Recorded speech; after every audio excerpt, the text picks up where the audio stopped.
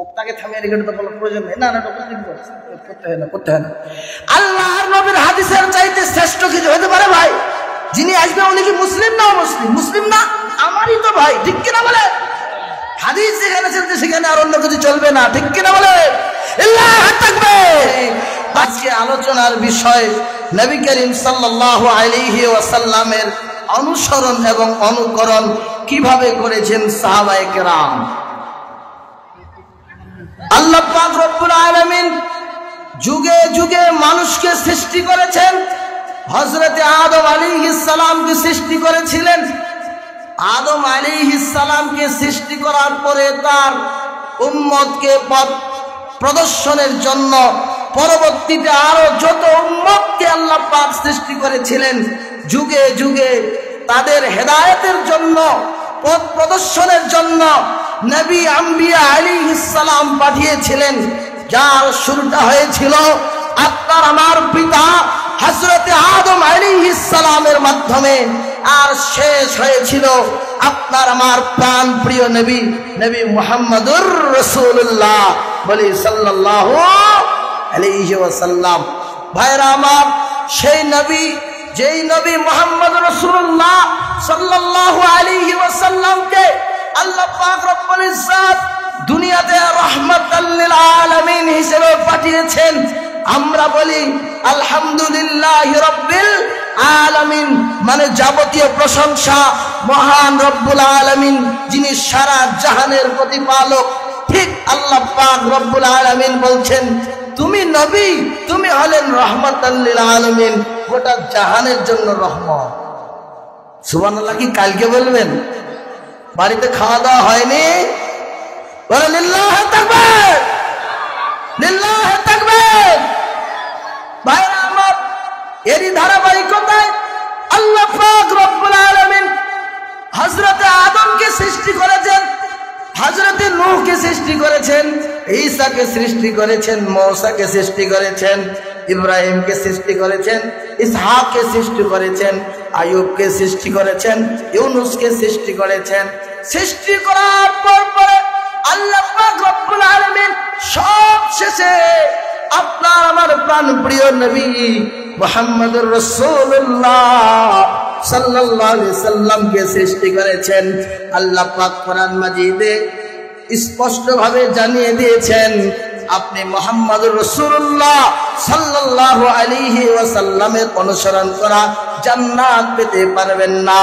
আল্লাহ পাক বলেন, ও আমার বান্দারা, পৃথিবীতে যা তোমরা বিচরণ করো, শুনে রাখো, যারা তোমরা শেষ উম্মত, তোমাদের জন্য জরুরি দায়িত্ব এবং কর্তব্য হলো, আল্লাহ পাক কোরআন মাজিদে সূরাতুল আলে ইমরান 3 নম্বর সূরা, সূরাতুল আলে ইমরানের 31 নম্বর আয়াতে বলছেন, কুল ইন কুনতুম তুহিব্বুনাল্লাহ ফাত্তাবিউনি ইউহিব্বুকুমুল্লাহ ওয়া ইয়াগফির লাকুম যুনুবাকুম আল্লাহু গফুরুর রহিম।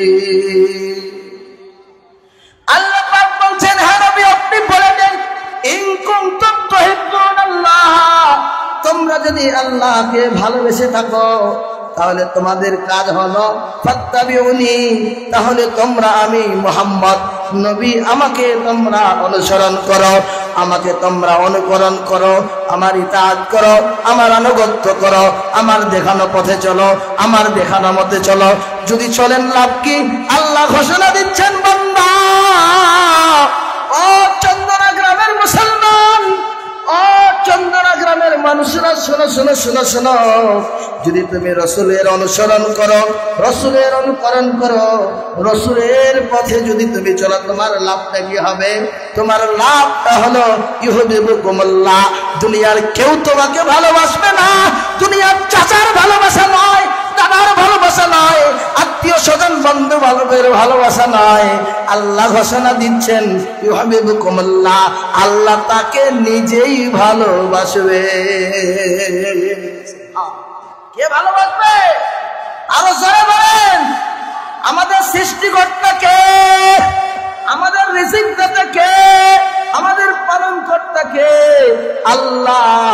আল্লাহ পাক বলছেন, নবীকে মানো, লাভ কি? আমি তোমাকে ভালোবাসবো। যদি আল্লাহ কাউকে ভালোবাসে বন্ধনার মুসলমানেরা রে, বলো আর কোনো কিছুর দুনিয়ায় দরকার আছে? কিচ্ছু দরকার নাই। যদি আল্লাহকে ভালোবাসে, আল্লাহ যদি ভালোবাসে আপনাকে, জান্নাত নিয়ে চিন্তা করা লাগবে? লাগবে না, লাগবে না।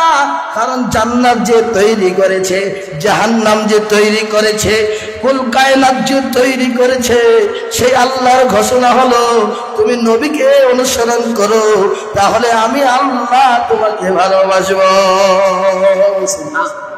শুধু তাই নয়, আল্লাহ পাক বলছেন ওয়ায়াগফিরু লাকুম যুনুবাকুম।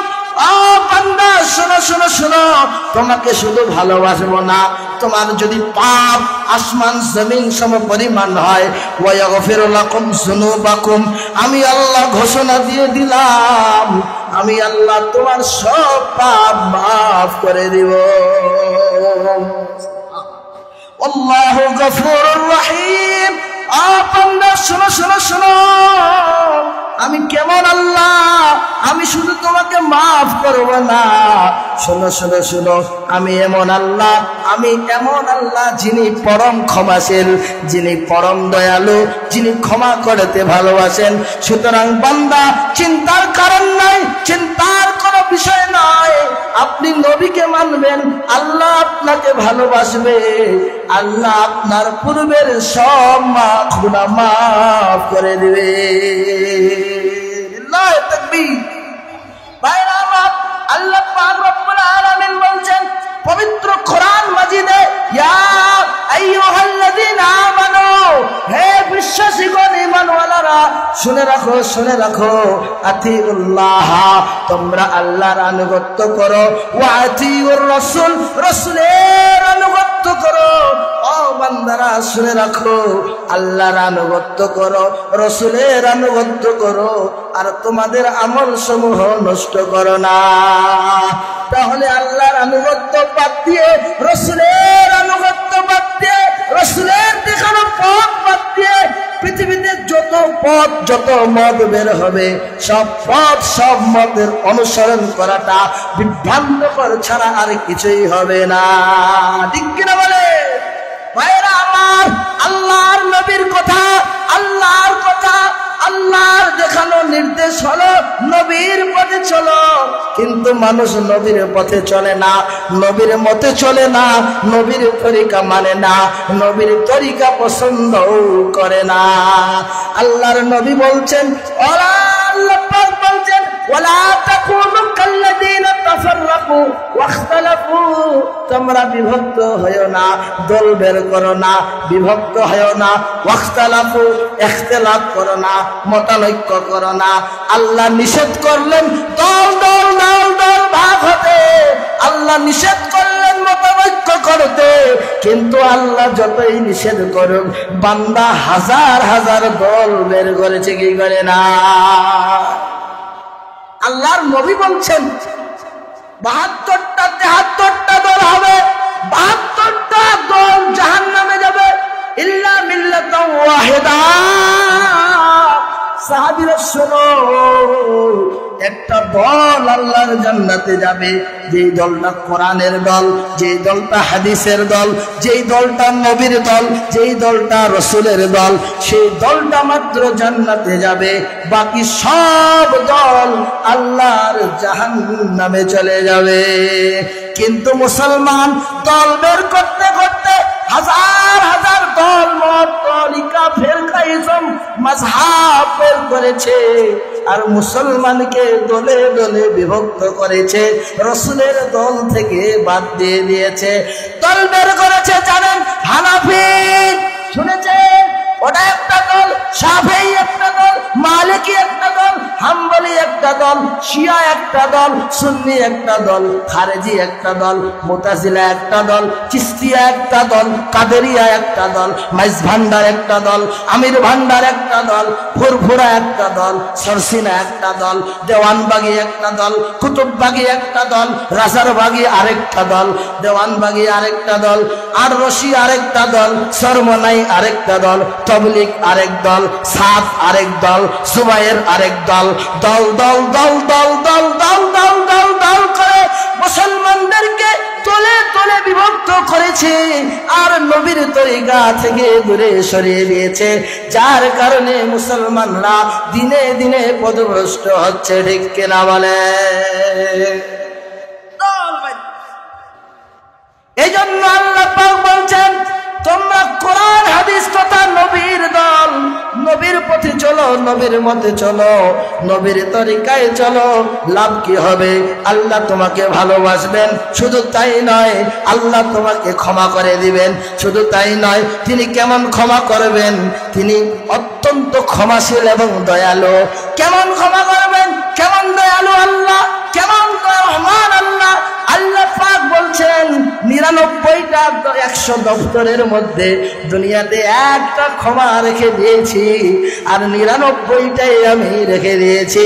কিয়ামতের মাঠে বান্দা যখন বিপদে পড়ে কান্নাকাটি করবে, আল্লাহ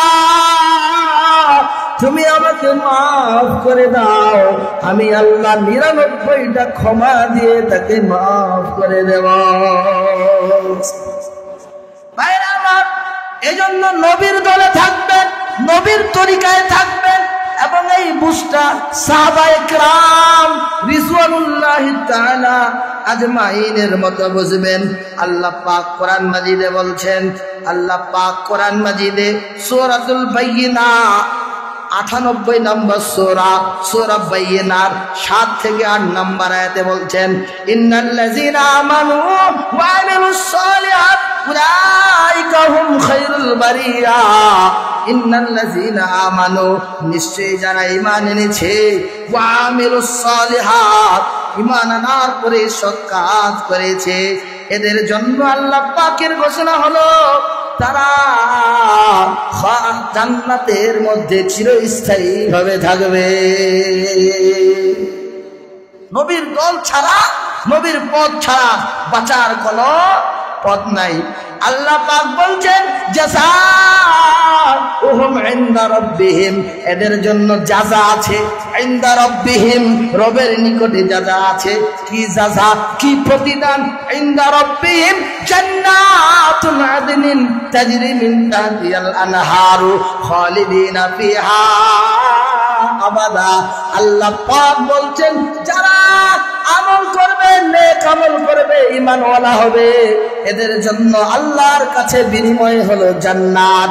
জান্নাত দিবে এমন জান্নাত, যে জান্নাতের মধ্যে ঝর্ণা থাকবে, জান্নাতের মধ্যে ঝর্ণা প্রবাহিত হবে, আর সেখানে তারা চিরস্থায়ী ভাবে থাকবে।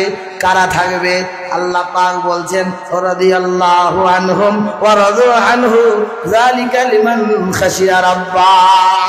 তুমি আব্দুল জব্বার হও, আব্দুল কাহার হও, কোনো সমস্যা নাই, কিন্তু তুমি যদি রবকে সন্তুষ্ট করতে পারো, রব যদি তোমার উপর সন্তুষ্ট হয়, সাহাবীদের মতো যদি তুমি তোমার রবকে সন্তুষ্ট করতে পারো একমাত্র আল্লাহর ভীতির উপরে, তাহলে আল্লাহ পাক রব্বুল আলামিন তোমাদের উপরে জাযা দিয়ে দেবে। সাহাবীদের মতো হইতে হবে। এমনি কি রাদিয়াল্লাহু আনহু বলে? মানে রাদিয়াল্লাহু আনহু ওয়া রাদু আন, আল্লাহ তাদের উপর রাজি, তারাও আল্লাহর উপর রাজি। আপনি কি আল্লাহর উপর রাজি হইতে পারছেন? কি পারছেন? একটা ঘটনা বলি রে ভাই। একজন ভাই ঢাকা থেকে ট্রেনে করে ঈদের দিনে, ঈদের একদিন আগে বাড়ি থেকে ঢাকা থেকে বের হয়েছে। ট্রেনের মধ্যে প্রচুর জ্যাম, জ্যামে এত ঘন ঘন লোকজন হয়ে গেছে। ট্রেনের মধ্যে উঠেছে, ঢাকা থেকে বাড়ি আসবে, দিনাজপুর যাবে। ভাইরা আমার, অনেক জায়গা সংকুলান হচ্ছে না ভাইরা আমার, লোকজন বেশি। এবারে লোকটা বলছে, আল্লাহ আমাকে বানাইছো, আর একটু বড় করে বানাই না। রাগ করে আল্লাহ লম্বা করছেন, আরেকটু আল্লাহ একটু বড় করে বানাই। ভাইরা আমার, এই লোকটা আবার কিছুক্ষণ পরে ঘুমিয়ে গেছে। ঘুম থেকে উঠে দেখছেন ওই লোকটা বলছে, আল্লাহ আমাকে এত লম্বা বানাইছো কেন? আরে বানাইছো তো বানাইছো, আর একটু লম্বা করে বানাইতে আমরা টিটকারি মারছে আল্লাহকে। আল্লাহ খালি কাউকে দেখতে পায় না। যেদিন আমি ধান কাটবো ওই দিন আল্লাহ পানি দিবে। আল্লাহর মনে হয় কাম নাই, আল্লাহ যেদিন আমি ধান শুকাইতে দিব ওই দিন খালি বৃষ্টি দিবে, আল্লাহর মনে হয় কাম নাই। এবার বলে কি বলে না, আল্লাহকে গালি দেয়। ঠিক ওই লোকটা বলছে, আল্লাহ এত সেমের মধ্যে আমার লম্বা টম্বা বানাইছো তো বানাইছা, আর একটু বড় করে বানাইতা, কিন্তু আমার হাত আর পায়ে আর মাথার মধ্যে নাট বল্টু স্ক্রু দিয়ে দিতা, তাহলে ঝামেলা হইতো না, খুলে ব্যাগের মধ্যে রাখতাম, এত গ্যাঞ্জামে ঝামেলা হইতো না। এবার বেচারি ঘুমিয়ে গেছে, ঘুম থেকে উঠে আধা ঘন্টা পরে দেখছে বেচারির ব্যাগ হারিয়ে গেছে। কি হারিয়ে গেছে? ব্যাগ হারিয়ে গেছে। এবার বলছে, তোর মতো আস্তাগফিরুল্লাহ, তুমি বড় রহমান, তুমি বড় মেহেরবান আল্লাহ, যদি তুমি নাট বল্টু স্ক্রু দিতা খুলাইয়া ব্যাগের মধ্যে রাখতাম, বাড়ি যাইতে পারিতাম না। ঠিক কিনা বলে ভাইরা আমার? এই জন্য আল্লাহ পাককে সন্তুষ্ট করতে হবে। সাহাবায়ে কেরাম কিভাবে আল্লাহকে সন্তুষ্ট করেছেন, সাহাবায়ে কেরাম কিভাবে আল্লাহকে সন্তুষ্ট করেছেন, আল্লাহ পাক কোরআনে বলছেন, যদি নবীর অনুসরণ করো আমি আল্লাহ সন্তুষ্ট হব এবং আমি আল্লাহ তোমাকে ভালোবাসবো। সাহাবায়ে কেরাম কিভাবে নবীর অনুসরণ করেছেন, নামকরণ করেছেন। আল্লাহর নবী একদিন সালাত আদায় করাচ্ছেন, হঠাৎ করে সালাতরত অবস্থায় তিনি তার জুতাটাকে খুলে রাখলেন। সমস্ত সাহাবীরা জুতাটাকে খুলে রাখলো। আল্লাহর নবী সালাম ফিরার পরে বলছেন, ও সাহাবীরা তোমরা জুতা খুলছো কেন? আল্লাহর নবীকে তখন সাহাবীরা বলছে, আপনি যে খুলছেন এই কারণে তো আমি খুলেছি। আল্লাহর নবী বলছেন, সাহাবীরা শোনো, আমার কাছে ওহী এসেছে যে হে মুহাম্মদ, তোমার পায়ের মধ্যে জুতা আছে, জুতার মধ্যে অপবিত্রতা আছে, সুতরাং তুমি তোমার জুতাটা খুলে দাও। সেজন্য আমি খুলেছি, তোমরা কেন খুলেছো? বলছে, আপনি যেমন খুলেছেন এই কারণে আমি খুলেছি। দেখছেন নবীর অনুসরণ কেমন? নবীর অনুসরণ। খাইবারের যুদ্ধে আল্লাহর নবী মুহাম্মদ রাসূলুল্লাহ সাল্লাল্লাহু আলাইহি সাল্লাম বসে আছেন, সাহাবায়ে কেরাম রান্না করতেছেন, পেটে ক্ষুধা, সাহাবায়ে কেরাম রান্না করতেছেন। ভোক্তাকে থামিয়ে রেখে তো বলার প্রয়োজন নেই, না না করতে হয় না। আল্লাহর নবীর হাদিসের চাইতে শ্রেষ্ঠ কিছু হতে পারে ভাই? যিনি আসবে উনি কি মুসলিম না অমুসলিম? মুসলিম না, আমারই তো ভাই। ঠিক কিনা বলে? হাদিস যেখানে চলছে সেখানে আর অন্য কিছু চলবে না। ঠিক কিনা বলে? আল্লাহু আকবার। ভাইরা আমার, খায়বারের যুদ্ধের কথা বলে আল্লাহর নবী মুহাম্মদুর রাসূলুল্লাহ সাল্লাল্লাহু আলাইহি ওয়াসাল্লাম বসে আছেন। সাহাবায়ে কেরাম বড় ক্ষুধার্ত, জিহাদের ময়দান থেকে এসেছেন।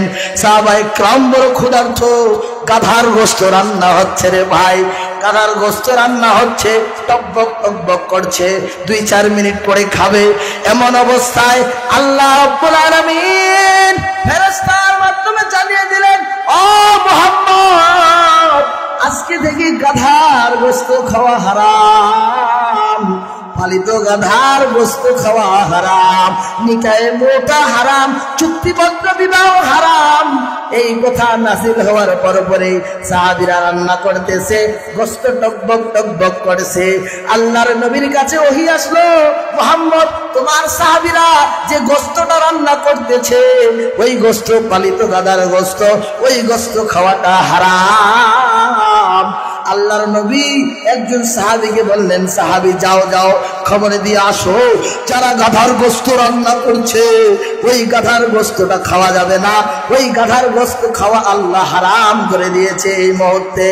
আল্লাহর নবী সাহাবীরা সাথে সাথে টকবক টকবক করছে গোশতগুলো, রান্নার পরে গোশতগুলো টকবক টকবক করছে, একটু পরে খাবে। আল্লাহ পাক হারাম করেছেন। নবীর সাহাবী এসে বললেন, আল্লাহর নবী বলছেন এখনই ওই হলো, পালিত গাধার গোশত খাওয়া হারাম হয়ে গেছে। সাথে সাথে সাহাবীরা গোশতর ডেকগুলো ফেলে দিয়েছে। আপনি হলে কি বলতেন? আরে রান্না তো করেই ফেলছেন, নাই খাই, এরপর থেকে নাই খাবো না, তাই না? আপনি হলে তাই বলতেন।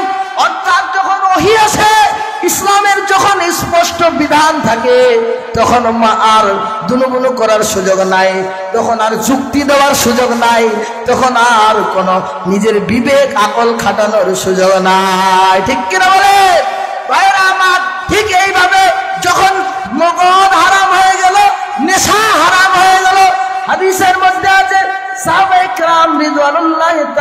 আজমাইন। নবীকে গিয়ে বললেন, ও আল্লাহর নবী, মদ তো হারাম হয়ে গেল, আমরা মদগুলো কি করব? আল্লাহর নবী বললেন, মদগুলা যা খাওয়া হারাম তা বিক্রি করাও হারাম।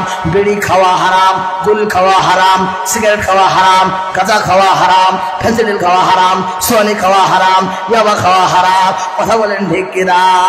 ভাইরা আমার, বুড়া বুড়ি যারা আছে, বৃদ্ধ, এদেরকে খাইছে আমাদের খাজা বাবা, গাজা বাবা, ল্যাংটা বাবা, জটালি বাবা, ছোটালি বাবা। এদের ঈমান আকীদা নষ্ট করেছে, ঠিক কিনা? আর আমার যুবক ভাইদের আকীদা ঈমান নষ্ট করেছে ইয়া বাবা, ঠিক কিনা বলে? দাড়ি চাচা দাড়ি কাটা সবই যে হারাম, দাড়ি চাচা দাড়ি কাটা সবই যে হারাম। বলেন বলেন, আমার সাথে বলেন। শুধু খাওয়া ঘুষ খাওয়া এহ যে হারাম। বিড়ি খাওয়া, সিগারেট খাওয়া, গুল খাওয়া, গাঞ্জা খাওয়া বিলকুল হারাম। দাড়ি চাচা দাড়ি কাটা সবই যে হারাম। গুল খাওয়া, বিড়ি খাওয়া এহ যে হারাম। গোপায় গোপায় জর্দা দিয়ে পান খাওয়া হালাল নাকি হারাম? যারা বলেন বিড়ি খাওয়া, আরো জোরে বিড়ি খাওয়া, আরো জোরে গুল খাওয়া, সিগারেট খাওয়া, মদ খাওয়া, ফেন্সিডিল খাওয়া, ইয়াবা খাওয়া, জর্দা খাওয়া, হাকিমপুরি খাওয়া, মণিপুরি খাওয়া, সভা খাওয়া, হরিণ বিড়ি খাওয়া, আকিস বিড়ি খাওয়া হালাল নাকি হারাম? হারাম। হারাম যে খাবে তার আরাম হবে না।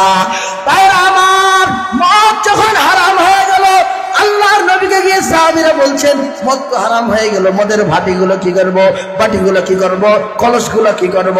আল্লাহর নবী বলছেন, যা খাওয়া হারাম তা বিক্রি করাও হারাম। সাথে সাথে সমস্ত সাহাবীরা তাদের মদের ভাটিগুলো, তাদের মদের কলসগুলো ভেঙে দিয়েছে।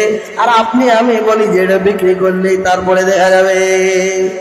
বাড়িতে টিভি রাখা কি, সিনেমা দেখা, জি বাংলা, স্টার জলসা হালাল নাকি হারাম? তাহলে ওই টিভি কি বিক্রি করা? মনে করেন আজকে থেকে আর টিভি দেখবেন না, তাহলে ওই টিভি কি বিক্রি করতে পারবেন? ও মুসলমান, যখনই মদ হারাম হয়ে গেল, আল্লাহর নবী বললেন খাওয়া হারাম, বিক্রি করাও হারাম। সাথে সাথে সব মদের ডেকচি পাতিল হাইড়া সব ভেঙে শেষ করে দিয়েছে। এই হলো রাসূলের অনুসরণ। বুঝতে পারছি? ইনশাআল্লাহ আমরা অন্যদিন আলোচনা করব, আগামীকালকে। ভাইরা আমার, একটা হাদিস বলেই শেষ করছি। কেন আপনি নবীর অনুসরণ করবেন? কেন আপনি নবীর অনুকরণ করবেন?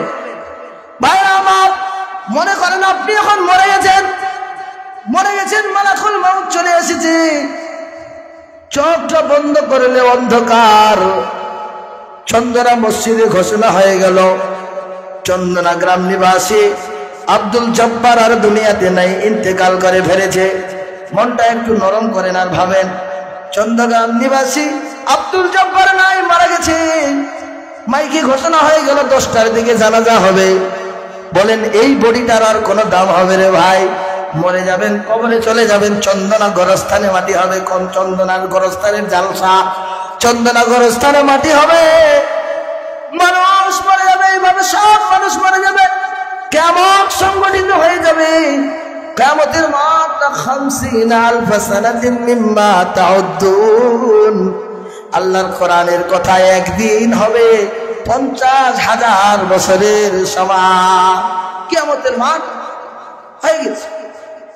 এবার সমস্ত মানুষ হাহাকার করবে, বাঁচার উপায় কি? কিভাবে বাঁচবো? কি করে বাঁচবো? কোথায় গেলে বাঁচবো? বাঁচার কি উপায়? বিচার শুরু হচ্ছে না। 50 বছর সমান একদিন হবে। সমস্ত মানুষ কান্নাকাটি করবে। কান্দতে কান্দতে কান্দতে কান্দতে একজন নবীর কাছে যাবে। সেই নবীর নাম হলো হযরতে আদম আলাইহিস সালাম। সমস্ত মানুষ হযরতে আদমের কাছে যাবেন। কাছে যাওয়ার পরে বলবেন, ও আল্লাহর পয়গম্বর আদম, পৃথিবীর প্রথম মানুষ আপনি। আজকে আপনার উম্মতরা বড় বিপদে। আজকের এই কঠিন দিনে বাঁচার কোনো পথ নাই। আপনি আল্লাহর প্রেরিত পয়গম্বর, প্রথম মানুষ আদম, প্রথম নবী আদম। আল্লাহ প্রথমে আপনাকে জান্নাতে রেখেছেন, ও আল্লাহর নবী, আজকে আপনি আল্লাহর সাথে কথা বলেন, কথা বলে বাঁচার একটা পথ করে দেন, নাজাতের পথ করে দেন, মুক্তির পথ করে দেন, বিচার করার ব্যবস্থা করেন। আল্লাহর নবী আদম বলবে, ও উম্মতের দল, শোনো শোনো শোনো শোনো, আজকের এই কঠিন দিনে আমি আদম আল্লাহর কাছে দাঁড়ানোর মতো সাহস রাখি না। কেন? কারণটা হলো, আল্লাহ বলেছিল আদম ওই গাছের নিকট যেও না, কিন্তু আমি আদম তারপরে ওই গাছের নিকট গিয়েছিলাম। আল্লাহ জান্নাত থেকে বের করে দিয়েছিল, হাজার হাজার বছর কেঁদেছি, কিন্তু আল্লাহ আমার সাথে আজকের এই দিনে কি আচরণ করে আমি আদম নিজেও জানি না। হযরতে আদম বলবে, শোনো, তোমরা নূহের কাছে যাও, নূহ একজন মস্ত বড় নবী, নূহের কাছে যাও। সমস্ত মানুষ নূহের কাছে যাবে। হযরতে নূহ বলবে, আল্লাহ এত রাগান্বিত হয়ে আছেন, লিমানিল মুলকিল ইয়াউম লিল্লাহি ওয়াহিদুল কাহ্হার, আল্লাহ এত কঠোর হয়ে আছেন, আল্লাহর সামনে গিয়ে কথা বলার আমার সাহস নাই। নূহ নবী বলবে, ঈসার কাছে যাও, ঈসা বলবে পারবো না। ইব্রাহিমের কাছে যাও, ইব্রাহিম বলবে পারবো না, বুখারীর হাদিস। আবার ইব্রাহিম বলবে, ঈসা পরে মুসার কাছে যাও, মুসার কাছে যাওয়া হবে, মুসা বলবে পারবো না, আল্লাহ এত কঠোর হয়ে আছেন, কিয়ামতের দিন আমি মুসা নিজেও চিন্তিত পেরেশান হয়ে আছি। আজকের এই কঠিন দিনে আল্লাহ আমি মুসা আমার সাথে কি আচরণ করে। নূহ কে ভাই, ঈসা কে ভাই, মুসা কে ভাই? আপনার মতো জলিমতি, কলিমতি, সৈমতি, নৈমতি, তারা কে ছিল? নবী ছিল, তাদের জন্য আল্লাহ কি জান্নাত বরাদ্দ করে দিয়েছেন। তারপরও কান্দে কান্দে আদম বলছে পারি না, নূহ বলছে পারি না, ঈসা বলছে পারি না, মুসা বলছে আমার দ্বারাও আজকে সম্ভব হবে না। তখন মুসা বলবে, শোনো, আজকের এই দিনে একটা মানুষ তোমাকে বাঁচাতে পারে, ওই লোকটার ব্যাপারে তোমাকে সন্ধান দিতে পারে, আল্লাহর সাথে কথা বলে ওই লোকটা হয়তো উম্মতের জন্য কিছু করতে পারে। সেই লোকটা আর কেউ নয়, আপনার আমার প্রাণ প্রিয় নবী, নবী মক্কায় যে নবী মার খেয়েছেন, ওই নবী, যেই নবী বড় ইতিম নবী, ওই নবীর কথা বলবে। মুসা বলবে, যাও যাও যাও, ওই মক্কার ঘরে জন্মগ্রহণকারী আব্দুল্লাহর বেটা মুহাম্মদ যদি তোমাদের জন্য কিছু করতে পারে, তাহলে মুহাম্মদ ছাড়া আজকের এই দিনে আল্লাহর কাছে সুপারিশ কেউ করতে পারবে না। তাহলে নবীকে মানবেন না? কিভাবে আপনি বলেন যে হাদিস টাদিস মানি না, যা আছে তাই, যা করছি তাই করছি, মুসলমান থাকবেন? সাবধান সাবধান। আপনি বলবেন, হুজুর অত কিছু বুঝি না, মূর্খ মানুষ আমি, কোরআন হাদিস পড়তে জানি না, হাদিসে যা আছে তাই করেন, যেটা হাদিসে আছে সেটা করেন, তাহলে আপনি বাঁচতে পারবেন। আর যদি বলেন অত কিছু বুঝি না, আগে থেকে করে আসছি, যা করবো তা করতে হবে, আমরা যা বলবো তা করতে হবে, আমরা টাকা দেই, আমরা চাল দেই, আমরা ধান দেই, আমরা গম দেই, আমরা বেতন দেই, ঠিক কিনা? যদি বলেন বাঁচার পথ নাই, বলবেন হুজুর মূর্খ সূর্খ মানুষ, কিছু বুঝি না, কিয়ামতের মাঠে আদম পারে না, নূহ পারে না, ঈসা পারে না, মুসা পারে না সুপারিশ করতে। একজন নবীর উম্মত আমি, সৌভাগ্যবান আমি, তিনি হলেন মুহাম্মদুর রাসূলুল্লাহ সাল্লাল্লাহু আলাইহি সাল্লাম। সুতরাং ওই নবী যা করেছে, যা বলেছে তাই করেন, তাই বলেন, কারণ ওই নবীর সুপারিশ ছাড়া জান্নাত যাওয়া যাবে না। এরপরে উম্মতরা গিয়ে বলবে, আল্লাহর পয়গম্বর, তোমার আমরা হতভাগা উম্মত, দুনিয়াতে তোমাকে সেইভাবে মানতে পারি নাই, যুবককালে মানি নাই, বুড়া গেলে সে কোনো মতো মেরেছি। ও আল্লাহর পয়গম্বর, আমরা বড় বিপদে আজকে এই কঠিন দিনে, আপনি আমাদের সুপারিশের ব্যবস্থা করেন। হযরতে মুহাম্মদুর রাসূলুল্লাহ সাল্লাল্লাহু আলাইহি সাল্লাম এবার দরদ মাখা মনটা নিয়ে তিনি এবার আল্লাহর কাছে গিয়ে বলবেন, আল্লাহ দুনিয়াতে আমার কিছু উম্মত আছে গুনাহগার হতভাগা। আল্লাহ গো, দুনিয়াতে তারা আমাকে সেইভাবে তোমার কোরআন হাদিসকে অনুসরণ করতে পারি নাই, ভুল ত্রুটি হয়েছে গো আল্লাহ। আল্লাহ আজকে এই কঠিন দিনে তুমি আমার উম্মতকে জান্নাতে দাও। এইটা বলে আল্লাহর নবী আরো সে গিয়ে সেজদায় পড়ে কান্না করবেন, আর আল্লাহ বলবেন মুহাম্মদ আজকের এই দিনে আমি আল্লাহ কথা দিচ্ছি মুহাম্মদ, তুমি আজকের এই দিনে যা চাইবে, যতটা উম্মতকে চাইবে, আমি আল্লাহ ততটা উম্মতকেই জান্নাতে দিয়ে দেব। ভাইরা, সেদিন যদি আপনার দাড়ি চাচা থাকে, সেদিন যদি আপনার নবীর অনুসরণ না থাকে, নবীর সামনে যাইতে লজ্জা লাগবে না? এই জন্য নবীর অনুসরণ করেন। আল্লাহ পাক রব্বুল আলামিন নবীর অনুসরণ করার কথা বলেছেন, যে হাদিসটা বলেছি, ওয়ান আবি হুরায়রা রাদিয়াল্লাহু তাআলা আনহু قال, হযরত আবু হুরায়রা রাদিয়াল্লাহু আনহু বলছেন, নবী করিম সাল্লাল্লাহু আলাইহি সাল্লাম বলেছেন, কুল্লু উম্মতি ইয়াদখুলুনাল জান্নাহ, আমার প্রত্যেকটা উম্মত জান্নাতে যাবে। সুবহানাল্লাহ। কালকে ঘুমাই গেছেন? লিল্লাহি তাকবীর, লিল্লাহি তাকবীর। ভলিউম নাই, বক্তা চলে আসছে, ওয়াজ করবে, একটু তাকবীর দেন জোরে সোরে, গাটাকে একটু ঝাঁকি মারে, লিল্লাহি তাকবীর। আরো জোরে লিল্লাহি তাকবীর, আরো আস্তে লিল্লাহি তাকবীর, লিল্লাহি তাকবীর। আস্তে বললে জোরে, জোরে বললে আস্তে। হ্যাঁ, জোরে সরে বৃদ্ধ যুবক তরুণ কৃষক সবাই মিলে আল্লাহর ধ্বনি দিব। রাজি আছেন? কে কে হাত তোলেন? লিল্লাহি তাকবীর। আজকে মাহফিল, আজকে মাহফিল লিল্লাহি তাকবীর। আজকের আলোচনা আমি এখানেই শেষ করছি। ইনশাআল্লাহ আগামী দিন আবারও কথা হবে। আল্লাহ পাক আমাদের সবাইকে বুঝার তৌফিক দান করুন, আমিন।